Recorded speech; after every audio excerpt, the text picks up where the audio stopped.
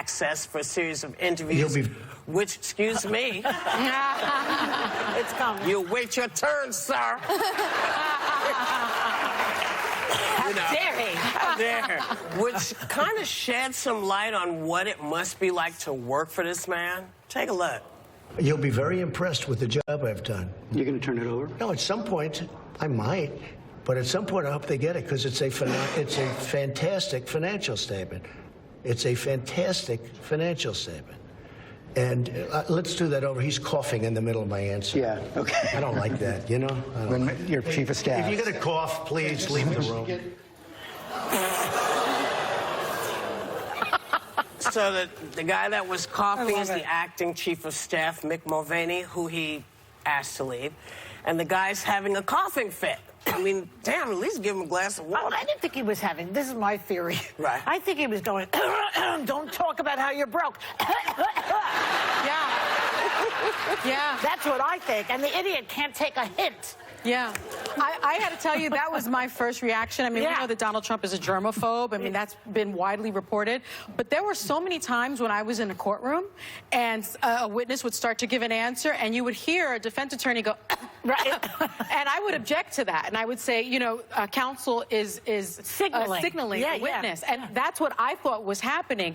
And he may just not be savvy enough to notice that Mick Mulvaney was doing that. But, right, he's too dumb to figure it out. But see, I didn't want to say that, so I said he's not savvy enough. Well, I'll say it. I don't care. Sometimes a coughing fit is just a coughing fit. Sometimes you're just coughing. It could So be. I'm this person because my #1 fear in life in general, above all things, is getting the Ebola virus, and above all else. The Ebola virus? It is my biggest fear in the entire world. Do they have that here? Coughs, yes, it's been here. Remember, I'll never forget. But I literally, anytime anyone starts coughing or whatever, you know, we see it here. Like you can get all the hosts sick. We've all been sick here at the same time. So I am that person. I would probably make someone leave if they were like, I am too a germaphobe. Yeah. So he might have slipped himself out of the room had it not been pointed out. I think the guy kind of embarrassed him, but he also pushed back on some leaked poll numbers from his own campaign research that found Biden beating him in a couple of battleground states with a double-digit lead in Pennsylvania, Wisconsin, and a 7% lead in Florida. So take a look. For instance, on Good Morning America today, they had that phony polling information. I explained to you last night that it was phony, but you didn't do anything about it. You should have. But it was late in the evening, and perhaps you didn't get a chance. I've studied those polls. I've heard the explanations for them. Ultimately, it doesn't matter. But why does it bother you so much? Because it's untrue. I like the truth. You know, I'm actually a very honest guy.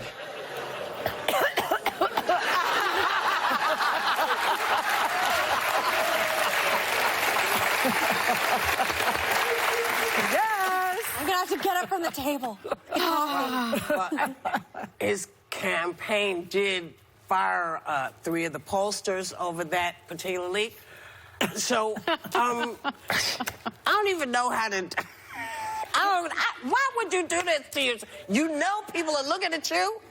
They're hearing you, everything you're saying. It's kind of hard to backtrack from you know what? Remember I told you when I saw him before he was in the thing, whatever you call it, the process of winning. Okay. He was just thinking about winning or running. I can't find my words today. I'm sorry. I had a long, boring weekend. So I saw him at the Adele concert in Radio City, and I know him from this show. So I went over to him, and he was sitting with Melania, and I said to him, Donald, do you really want to run for president? Like, you know, that would be like I'm running for president. Are you kidding me?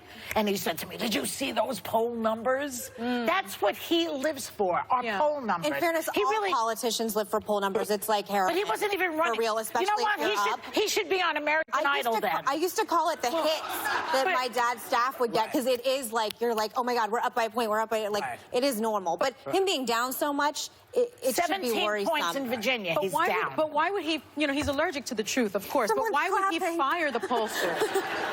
But why would he fire the pollsters? That's information that he needs. He's down so much. They're telling him the truth. Take that information and use the information. You don't fire them. You're missing the point. Leaking is terrible, but and also he needs the info. He does not believe it. So it is not so. Because he's allergic to the truth. He does not believe that anyone could have an issue.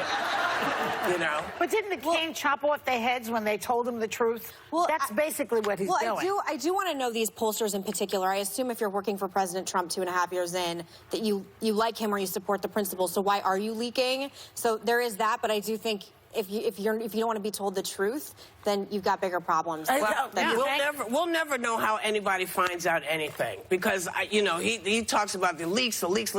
People are leaking from inside your own campaign, dude. Yeah. Okay, people are telling people stuff because they want people to know what's happening. You're the only one that doesn't want to hear it. We'll be right back.